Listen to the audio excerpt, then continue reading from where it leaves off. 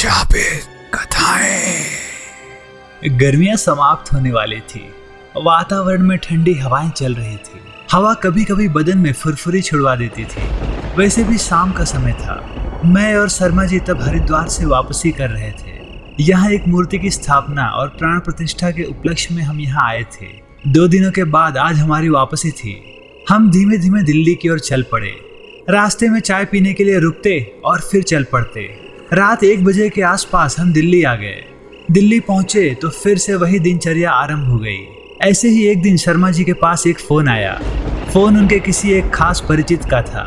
उन्होंने अपने किसी रिश्तेदार के विषय में बात की थी और ये पूछा था कि वो उसको दिल्ली कब भेजेंगे। शर्मा जी ने मुझसे कहा, मैंने उसको 2 दिन का समय दे दिया है। 2 दिनों के बाद वो व्यक्ति दिल्ली आ गया हमारे स्थान पर। उसका नाम था किशन। किशन अपने साथ अपने बड़े भाई को भी लेकर आया था। चाय आदि के समय हमारी बातें शुरू हुई। शर्मा जी बोले, बताइए किशन जी, क्या समस्या है आपकी? शर्मा जी, समस्या तो बड़ी ही विचित्र है। मैं आपको बताता हूँ। मेरी पत्नी की समस्या है। उसका नाम है स्नेहा और उसकी उम्र है 30 साल। हमारी शादी को 6 साल हुए हैं। वो रोहतक की रहने वाली है और हमारी एक बेटी भी है, करीबन 1.5 साल की। स्नेहा की तबीयत खराब हुई थी, इतनी ज्यादा खराब कि उसको अस्पताल में 2 महीनों से ज्यादा भर्ती करवाना पड़ा था। लेकिन उसकी तबीयत बिगड़ती ही चली गई। डॉक्टर्स ने भी हाथ खड़े कर दिए और कहा कि बेहतर होगा कि अब इनकी देखभाल आप कर लीजिए। अब इससे अधिक कुछ नहीं किया जा सकता। इस वजह से हम उसको अपने घर ले आए। एक रात को उसकी तबीयत और खराब हो गई। हमने वहीं के वहीं डॉक्टर को बुलाया और डॉक्टर ने उसे मृत घोषित कर दिया। हमारी आशंका सत्य साबित हो गई। ये कोई रात के 11 बजे का समय होगा। मैंने सभी जगह स्नेहा के परिवार में और अपने दूर के रिश्तेदारों को फ़ोन कर दिया। मैंने उसका मुंह ढक दिया और भारी मन से अपने बड़े भाई आदि के पास जाके बैठ गया। मेरी बेटी अभी सो रही थी। सुबह कोई 8 बजे तक स्नेहा के रिश्तेदार आ गए और मेरे भी घर में कोहराम मच गया। मोहल्ले के पड़ोसी भी आ गए। उन सभी ने सांत्वना दी। अब उसको दाह संस्कार के लिए ले जाना था। उसको नहलाने के लिए नीचे लिटाया गया और स्नान की तैयारी की गई। सभी औरतें रो रही थी। मेरी आंखें भी नम हुई थी। जब उसको नहलाया जा रहा था तब एक अचंभित करने वाली बात हुई। स्नेहा ने आंखें खोल दी। उसने अपने दोनों हाथ से अपना गला पकड़ कर रखा था और आंखें चौड़ी कर दी थी। उसके हाथ हटवाए गए और उसको खड़ा किया गया। वो खड़ी हो गई। इसको सभी ने चमत्कार माना। कहानी बेहद विचित्र थी स्नेहा की, लेकिन मुझे आशंका हुई। मैंने किशन से पूछा, किशन, स्नेहा को ऐसी कौन सी बीमारी हो गई थी कि उसकी मौत हो गई हो? डॉक्टर्स ने बताया कि उसका लीवर खराब हो गया था। उसके लीवर ने काम करना बंद कर दिया था। डॉक्टर्स ने काफ़ी कोशिश की थी उसको ठीक करने की, लेकिन कोई फायदा नहीं हुआ था। आखिर में उन्होंने हाथ खड़े कर दिए।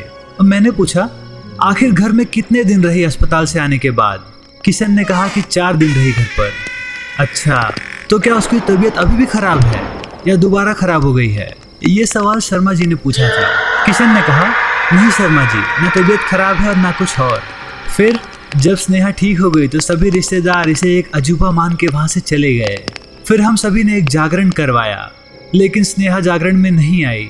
वो घर में ही रही। उसका व्यवहार बदल गया था, मेरे प्रति और सभी के प्रति भी। वो खाना बनाती थी, लेकिन अब उसको खाना बनाने की विधि भी अलग हो गई थी। अब सर पर पल्लू भी नहीं रखती थी। कमरा बंद करके अकेले ही लेटी रहती थी। शर्मा जी ने बात बीच में काटी और वो बोले, और उस बेटी के खिलाफ उसका स्वभाव कैसा है? वो उससे तो आज भी बेहद प्यार करती है, लेकिन उसको किसी दूसरे नाम से पुकारती है। कहती है पिंकी, जबकि उसका नाम निधि है। अब मेरे मस्तिष्क में कुलबुलाहट होने लगी। अब मुझे कुछ प्रश्नों के उत्तर चाहिए थे, अति शीघ्र। मैंने कहा, किशन, जो मैं तुमसे पूछूंगा उसका उत्तर देना, ना कुछ छुपाना, ना कुछ हेर फेर करना। वही बताना जो मैं पूछूंगा, ठीक है? जी ठीक है। क्या स्नेहा को अपनी मृत्यु के बारे में मालूम है? हाँ जी। सही समय और तारीख के साथ। किस तरह का भोजन अधिक पसंद करती है? जी वो ज़्यादातर मीट खाना पसंद करती है। कौन सा मीट? जी देसी मुर्गे का। किस तरह के कपड़े पहनती है? जी साड़ी अधिक पहनती है। उल्टे पल्लू की या सीधे पल्लू की? उल्टे पल्लू की। कभी उसके साथ खाना खाया आपने? हाँ, कभी कभार। कोई बदलाव देखा आपने? हाँ, पहले वो 2-3 रोटी खाती थी, लेकिन अब 5-7 रोटी खाती है। एक खास बात और, घर में सभी की इज्जत करती है? हाँ। नमस्ते का जवाब नमस्ते से, बस अपनी तरफ से कभी नहीं। अब मैंने उनके बड़े भाई को वहां से उठवा दिया। मुझे कुछ पर्सनल क्वेश्चंस पूछने थे। किशन, एक बात बताओ, वो आपके साथ हम बिस्तर होती है? हाँ, पहले की तरह? पहले से कहीं अधिक। अच्छा ये बताओ, पहल कौन करता है? जी वही करती है। और पहले वाली स्नेहा, वो ऐसा करती थी क्या? जी नहीं, पहल तो मुझे ही करनी पड़ती थी। इसका अर्थ स्नेहा के साथ बहुत बड़ी गड़बड़ हुई है, ये मैंने अपने मन में विचारा। तो आप मुझसे किस तरह की मदद चाहते हैं? मैंने पूछा। तो किशन ने कहा, जी बात यह है कि आज से कोई 10-12 दिन पहले हमारी गली में एक बुजुर्ग अघोरी किस्म का साधु आया था। वो मेरे घर के सामने खड़ा हुआ और फिर मेरे दरवाजे के पास खड़ा हो गया। उसने अपना कटोरा मेरे दरवाजे पर मारा। मैंने उसकी वेशभूषा देखी तो मुझे अचरज सा हुआ। उसको देख के वो अंदर आ गया और मेरे कमरे की तरफ देखे जा रहा था। मैंने अपनी जेब से एक 5 का सिक्का निकाला और उसके कटोरे में रखने वाला था। जब मैंने सिक्का डाला तो उसने अपना कटोरा हटा लिया और सिक्का नीचे गिर गया। मैंने सोचा कि शायद और अधिक पैसे चाह रहे होंगे, इसीलिए कटोरा हटा लिया। मैंने अब एक 10 का नोट दिया। उसने फिर से कटोरा हटा लिया और मेरा हाथ पकड़ के बाहर ले गया। बाहर ले जाके आसपास देखा और बोला, अंदर जो औरत है वो तेरी औरत है? हाँ बाबा, मेरी औरत है, मैंने जवाब दिया। घर में मुर्दा रखा है तूने? मुर्दा? हाँ, मुर्दा रखा है तूने अपने घर में। यकीन नहीं होता ना तुझे? कैसे यकीन होगा बाबा, वो जिंदा है। जिंदा? अरे तेरी औरत तो कब की मर गई है। मर गई? नहीं बाबा, वो तो जिंदा हो गई थी दोबारा मरने के बाद। ये ले, उसने कहा और मुझे एक पुड़िया दे दी और बोला, आज जब तू सोने जाएगा तो तू इसको सोने से पहले अपने बिस्तर पर छिड़क देना, तुझे पता चल जाएगा। उसने ऐसा कहा और चल दिया। मैं उसके पीछे भागा और बोला, बाबा अगर जो आपने बोला है वो सच है तो मुझे छुटकारा कौन दिलवाएगा? मैं आ जाऊंगा तेरे को बचाने, अभी वक्त बाकी है, नहीं तो सभी को खा जाएगा ये मुर्दा। बाबा ने ऐसा कहा। फिर बाबा वहां से चला गया। मैंने उस रात अपने बिस्तर पर बाबा की दी हुई भस्म छिड़क दी। स्नेहा आई रात को और जैसे ही बिस्तर पर बैठी एकदम से धड़ाम से नीचे गिर गई। मैंने उसको देखा और उसकी नब्ज बंद हो गई थी। मैं उसके दिल की धड़कन सुनने के लिए नीचे झुका तो उसने अपने दोनों हाथों से मेरे सर के बाल पकड़ लिए और बोली, मुझे मारना चाहता था तू, मारना चाहता था तू। मैं घबरा गया। मैंने अपने बाल छुड़वाए और वहां से भाग गया। मेरा दिल बहुत धक धक हो रहा था। तभी मुझे मेरी बेटी का ख्याल आया और मैं वापस अंदर आ गया। अंदर देखा तो स्नेहा बिस्तर से नीचे फर्श पर मेरी बेटी को अपने कंधे पर सुलाए हुए सो रही थी। मैं डर गया था। मैंने अपनी बेटी को उसके पास से हटाने की कोशिश की तो उसकी नींद खुल गई और वो बैठ गई और बोली, अब ना करना ऐसा। मैंने अपनी गर्दन हाँ में हिलाई। अब वो मुझे थोड़ी अपरिचित सी लग रही थी। मैंने सुबह होने का इंतजार किया। सारी रात मैं सो नहीं सका था। सुबह काम पर भी जाना था। स्नेहा नहाने चली गई थी और नहा के बाहर निकली तो चाय बनाने चली गई। वो चाय लेकर आई और मैंने चाय पी। हमने अपनी बेटी को स्कूल भेजा और उसके बाद स्नेहा ने मुझसे कहा, मुझे यहाँ रहने दे, कोई कोशिश मत करना, उस बाबा को मैं देख लूंगी, आ जाने दे उसको, मैं देखती हूँ, तू मेरा आदमी बन के रह, जब तक तेरा जी चाहे। कोई और औरत लानी है तो ले आया कर, मैं मना नहीं करूंगी तेरे को, लेकिन अगर मुझे बाहर करने को कहा तो मैं तेरा खून पी जाऊंगी। सुन ले कान खोल के। मैंने काम पर जाने का बहाना किया और घर से बाहर चले गया, लेकिन घर के पास ही अपने एक दोस्त की दुकान पर बैठ गया। मैं बाबा की प्रतीक्षा करने लगा। कोई 2 घंटे के बाद वो बाबा वहां आ गया। उसने मुझसे शराब मांगी और मैंने शराब पिलाई उसको। उसके बाद उसने मुझसे कहा, तेरे को पता चल गया उस मुर्दे के बारे में अब? हाँ बाबा, पता चल गया। मैंने बुझे मन से कहा, अब तू पीछा छुड़ाना चाहता है उस मुर्दे से, है ना? हाँ बाबा, मेरा पीछा छुड़वा दीजिए बाबा। अच्छा, क्या सेवा करेगा बाबा की तू? आप बोलिए बाबा, क्या चाहिए आपको? रुपए लगेंगे 1 लाख। 1 लाख? मैंने शक पकाते हुए बोला। हाँ, तेरे घर वालों को भी तो बचाना है ना, नहीं तो वो भी मारे जाएंगे। ठीक है बाबा, बताओ मुझे क्या करना है? तुझे कुछ नहीं करना है, जो करना है ये बाबा ही करेगा, उसने कहा और अपना आखिरी गिलास खत्म कर लिया। जी बाबा, अब चल मेरे साथ अपने घर, देख कमाल बाबा का। ये कहकर बाबा उठा और मेरे साथ मेरे घर चल पड़ा। हम घर पहुंचे। स्नेहा अंदर अपने कमरे में थी। वो बाबा को देखकर कमरे से बाहर आ गई। मैंने बाहर वाला घर का मेन दरवाजा बंद कर दिया। स्नेहा कमरे से बाहर आ गई अपलक उसने बाबा को देखा और मुझे भी। फिर हंसते हुए मुझसे बोली, तेरे को मैंने मना किया था ना, लेकिन तू माना नहीं। अब इसको भी ले आया मरवाने के लिए। बाबा आगे बढ़ा और बोला, अरे ओ कमीनी औरत, बहुत खिलाया इसको तूने, बस आज आखिरी दिन है तेरा। ये कह के बाबा ने अपने झोले में से कुछ भस्म निकाली और स्नेहा पर फेंक दी। स्नेहा पर कोई असर नहीं हुआ। उसने वो भस्म अपने हाथों से झाड़ दी। मैं घबरा गया, बाबा भी ठिठक गया। स्नेहा ने कहा, तेरे जैसे बाबा बहुत मारे हैं मैंने, आज तू भी मरेगा। वो आगे बढ़ी, बाबा और मैं पीछे हट गए। बाबा ने फौरन बाहर का दरवाजा खोला और भाग गया वहां से। मैं भी भागा, लेकिन मुझे उसने पकड़ लिया और बोली, सुन, तेरे को मैं परेशान कर रही हूँ क्या? तेरी औरत हूँ मैं, तुझे खुश रख रही हूँ, तेरी औलाद को पाल रही हूँ, तेरे को और क्या चाहिए? बाबा ने बोला, तू मुर्दा है। मैं तुझे मुर्दा दिखती हूँ? ना ना ना ना ना, नहीं नहीं नहीं नहीं, क्या मैं जिंदा नहीं हूँ? हाँ हाँ हाँ हाँ हाँ हाँ हाँ हाँ, हो ना। अब आगे से किसी को नहीं बुलाना, चल अंदर आजा, तुझे खुश कर दूंगी। उसने हंस के कहा और मेरा हाथ पकड़ के अंदर ले गई। मेरा दिल जोर जोर से धड़क रहा था। मुझे अब अपनी मौत साफ दिखाई दे रही थी। उसने मुझे बिस्तर पर गिरा दिया और मेरे ऊपर चढ़ गई। मैंने किसी तरह अपने आप को संभाला और भागकर अपने भाई के पास आ गया। मैंने उनको सारी बातें बता दी। उस दिन मैं अपनी पुत्री को स्कूल से ले आया और अपने भाई के पास ले गया। आपके कोई रिश्तेदार मेरे भाई के भी रिश्तेदार हैं। उन्होंने आपके बारे में बताया था।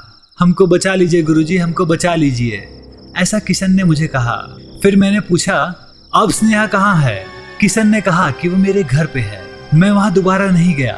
फिर अब मैं सोच में पड़ गया। मैंने एक दो बातें और की और उनसे मैंने अगले दिन वहाँ और उनके भाई राजकुमार के यहाँ पहुँचने को कहा। दिल्ली से कुरुक्षेत्र कोई अधिक दूर नहीं है। मैंने उनको कल का कार्यक्रम निर्धारित करने के विषय में बता दिया। वे दोनों भाई वहाँ से उठे और हमसे विदा ली। उनके जाने के बाद शर्मा जी ने कहा, गुरुजी, ये क्या अजीब सा मामला है? हाँ, मामला तो अजीब है, लेकिन अनोखा नहीं है। ऐसा होता है, इसको स्थानांतरण कहते हैं। ये वही मामला है। स्थानांतरण? वो क्या है? मैं समझाता हूँ आपको, सुनिए। जब स्नेहा की मृत्यु हुई, उसकी आत्मा का उसकी रोगी देह से मोह समाप्त हो चुका था। वो स्वेच्छा से मृत्यु वरण करना चाहती थी। मृत्यु पर्यंत 4 घंटे तक आत्मा अपनी देह से प्रेम बंधन रखती है। वो बार बार प्रयास करती है कि वो उस देश में पुनः प्रवेश कर सके, किंतु ऐसा नहीं हो पाता है। तब भी वो कहीं रहती है।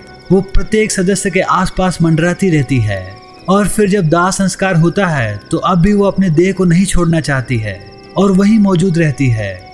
कपाल क्रिया के उपरांत देह में प्रवेश नहीं हो सकता है। उसका मोह भंग हो जाता है और वो फिर मसान के दूतों के हाथ में आ जाती है। वहाँ उसको उसकी जगह अर्थात झोपड़ी दे दी जाती है और वहाँ और भी कई आत्माएं मौजूद होती हैं। उनको मृत्यु का कारण ज्ञात रहता है। मसान के पास ये आत्माएं 14 दिनों तक वास करती हैं। मसान उस समय इनका मालिक होता है। अगर उसको कोई आत्मा पसंद आती है तो वो उसको जब तक चाहे रोक के रख सकता है। स्नेहा के मामले में ऐसा ही हुआ। जब स्नेहा की आत्मा देह से मुक्त हुई तो उसको अपनी देह से, बीमार देह से लगाव नहीं था। वो वहां से चली और मसान के दूतों द्वारा पकड़ी गई। जिस दिन उसकी मृत्यु हुई वो रात्रि का समय था और अष्टमी की तिथि थी। द्वितीया, पंचमी, अष्टमी और 14 को मसान जागृत रहता है। उसके दूत आत्माएं इकट्ठा करते हैं। जब स्नेहा की आत्मा वहां पहुंची तो कोई पुरानी आत्मा स्नेहा के शरीर में इसलिए प्रवेश कर गई क्योंकि उसको एक तो ना स्नेहा के बारे में पता चला और दूसरा दाह संस्कार नहीं हुआ था। तीसरा वो मसान की प्यारी होगी। स्नेहा ने उस अघोरी को भगा दिया। वजह ये कि वो मसान की ताकत से लबरेज है। समझे आप? वो बाबा अधपका ज्ञान लेकर वहां गया था। केवल भस्म से ही लड़ना चाहता था। भस्म को खाक करना मसान के लिए कोई मुश्किल काम नहीं है। यह मसान काम्य मसान कहलाता है। आप समझे अब? हाँ गुरुजी, मैं समझ गया, शर्मा जी ने बोला। अभी भी कई और बातें हैं जो छुपी हुई हैं, मैंने कहा। लेकिन अब भी एक संशय है। ऐसा तो किसी के साथ भी हो सकता है, स्नेहा के साथ एक विशेष क्यों? शर्मा जी ने पूछा। अच्छा प्रश्न पूछा शर्मा जी आपने। दरअसल जब स्नेहा की मृत्यु हुई तो पहला, किशन ने कोई दिया जला के उसके सिरहाने नहीं रखा। दूसरा, उसका स्थान नहीं बदला। मृतदेह का सर बदल दिया जाता है इसीलिए। तीसरा, उसके सर के नीचे तकिया रहने दिया। वो देह अब खाली थी इसलिए उसमें काया प्रवेश हो गया। मैंने ये बताया शर्मा जी को। अच्छा गुरुजी, अभी कुछ और बातें हैं, वो हम उस मसान प्यारी से ही पूछ लेंगे। ठीक है, बेचारी स्नेहा को भी मुक्ति नहीं मिल पाई है अभी तक, ये बात तो स्पष्ट है। हाँ शर्मा जी, वो बेचारी भी भटक ही रही होगी, यहीं कहीं कैद होगी। उस दिन मैंने कुछ तैयारियां की और सुबह जल्दी निकलने के लिए चला गया। मैं अगले दिन शर्मा जी के साथ कुरुक्षेत्र पहुंच गया। पहले राजकुमार के घर गया और वो और किशन वहीं घर पर ही मिल गए। उन्होंने चाय नाश्ता कराया तो मैंने किशन के घर चलने के लिए कहा। वो दोनों अपनी गाड़ी में हमको बिठा कर ले गए। हम किशन के घर पहुंचे। दरवाजा अंदर से बंद था, मतलब वो घर पर ही थी। उसने खटखटाया, अंदर से दरवाजा खुला। पहले किशन और राजकुमार अंदर गए, फिर मैं और शर्मा जी। अंदर मुर्दे जैसे भयानक गंध के भभके उठ रहे थे। स्नेहा ने पीछे हटकर किशन से कहा, आज तो मारा ही जाएगा कमीने के बच्चे। उसने वहां पड़ा हुआ एक पाइप उठाकर किशन की तरफ फेंका। किशन वहां से हट गया। मैंने किशन और राजकुमार को वहां से निकाल दिया और दरवाजा बंद कर दिया। स्नेहा भागकर अंदर कमरे में चली गई। मैं भी वहां गया। वो जाके एक कोने में खड़ी हो गई थी। मैंने कृत मंत्र पढ़ा और उसकी तरफ देखा। वो एक 60 साल के आसपास की औरत होगी। बाल सफेद, बिखरे हुए, एकदम मैली कुचैली, मैल की गाद सी जमी थी। उसके बदन पर बदबू ही बदबू। मैंने उससे कहा, सुन, बहुत आराम कर लिया, चल अब जाना है तुझे वापस। नहीं जाऊंगी मैं, उसने गर्दन हिलाते हुए कहा। जाएगा तो तेरा बाप भी। नहीं जाऊंगी।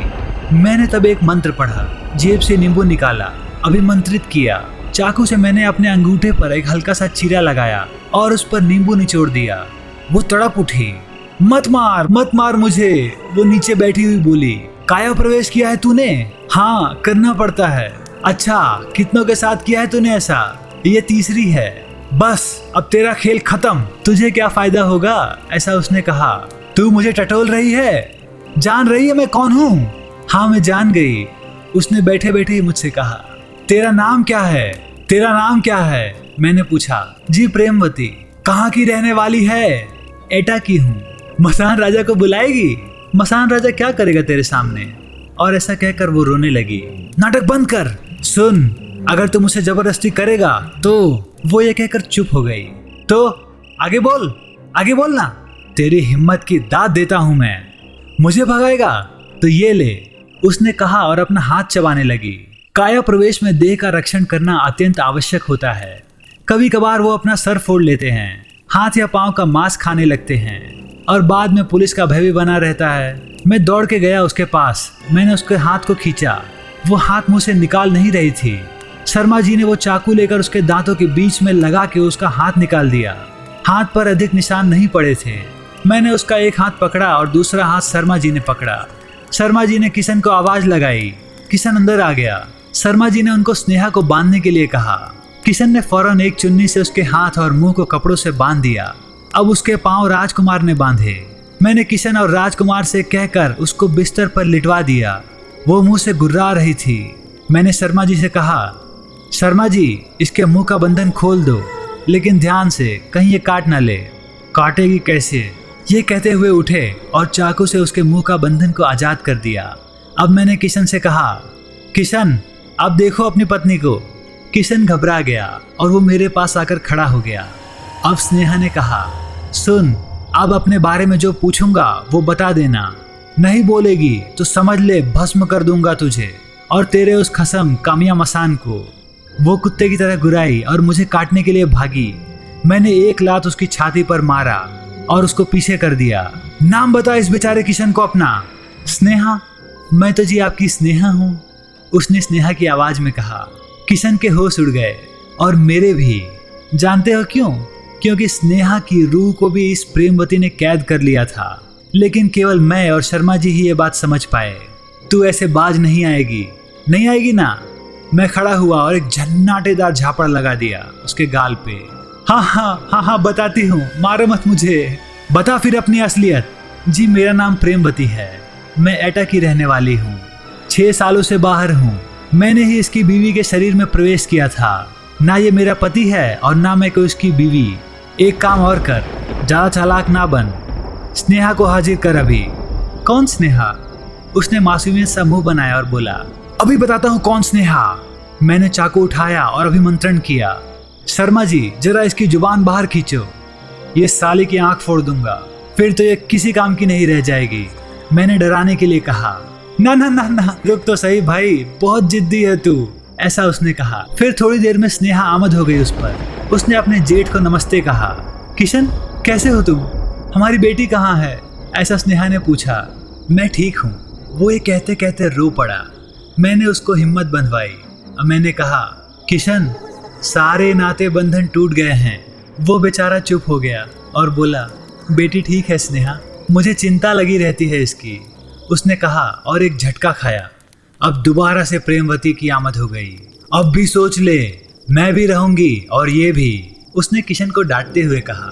तेरा तो मैं अंत करूंगा अब, बस बहुत हुआ, मैंने कहा और अभिमंत्रण किया। किशन और राजकुमार को बाहर भेजा और अपना एक महाप्रेत प्रकट किया। उसको इस औरत की रूह को पकड़ने को कहा। महाप्रेत ने प्रवेश किया और उस प्रेमवती को बाहर खींच लाया। मेरे महाप्रेत ने उसको उल्टा किया, मतलब उसकी दोनों टांगे ऊपर और सर नीचे करके पकड़ कर रखा था। मैंने अपने महाप्रेत को उसको कैद करके ले जाने के लिए कहा और उसने ऐसा ही किया। अब स्नेहा मृत थी। मैंने अब उसमें दोबारा स्नेहा की आत्मा को संचारित किया। एल्किन मंत्र से उसको 3 दिनों के लिए उसके शरीर में कैद कर दिया। ये मेडिकल साइंस के लिए कोमा में जाना कहा जाता है। कपाल क्रिया के बाद वो मुक्त हो जाती है। मैं उठा और किशन से कहा, किशन सभी रिश्तेदारों को खबर कर दो कि स्नेहा की तबीयत खराब है और आज ही इसको अस्पताल में दाखिल कर दो। तुम्हारी बीवी कब की मर चुकी है, देह से मोह ना पालो, तीसरे दिन इसका अंतिम संस्कार कर देना। जैसा आप कहो गुरुजी। वो बेचारा वहीं बैठ गया और फूट फूट कर रोने लगा। वो अपना मोह न त्याग सका। किशन जैसा कहा गया है वैसा करो, इसकी धड़कन ठीक 72 घंटे बाद बंद हो जाएगी। ये मृत है। मैंने उसको समझा बुझा दिया। उसने मेरी बात मान ली। जब मैं वहां से जा रहा था तो उसने मुझे धनराशि की बात कही। मैंने कहा, एक काम करना, 13वीं वाले दिन एक भंडारा करना और मैं भी आऊँगा। वो बेचारा मेरे पाँव पड़ गया। मैंने उसको हिम्मत बंधाई और उसके बाद मैं और शर्मा जी वहाँ से वापस आ गए। ठीक 72 घंटे बाद स्नेहा को डॉक्टर्स ने मृत घोषित कर दिया और मेरे बताए अनुसार उसका दाह संस्कार भी कर दिया गया। कपाल क्रिया होते ही स्नेहा इस संसार से विदा हो गई। प्रेमवती को मैंने कैद कर दिया था। वो भी स्मशान के बरगद के पेड़ पर ना कभी निकलेगी और ना कभी कुछ कर पाएगी। 13वीं वाले दिन मैं वहाँ गया और भंडारे में शामिल हुआ। आज किशन ने दूसरी शादी कर ली है और उसकी बेटी बहुत खुश है। हाँ, मैं उसकी दूसरी शादी के निमंत्रण में नहीं जा सका। मुझे यह निमंत्रण दिल्ली से बहुत दूर मिला था। मैंने उसको नए जीवन की शुरुआत की शुभकामनाएं अवश्य दी। दोस्तों, आपको ये कहानी कैसी लगी हमें कमेंट में बताइए। अगर आपको हमारी वीडियो पसंद आई हो तो हमारे चैनल को सब्सक्राइब कर लीजिए। धन्यवाद।